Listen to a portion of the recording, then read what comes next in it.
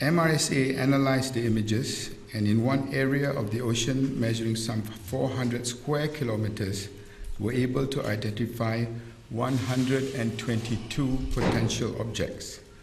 Some objects were a meter in length, others were as much as 23 meters in length. Some of the objects appeared to be bright, possibly indicating solid material. The objects were located approximately 2,557 kilometers from Perth. These are the visual images.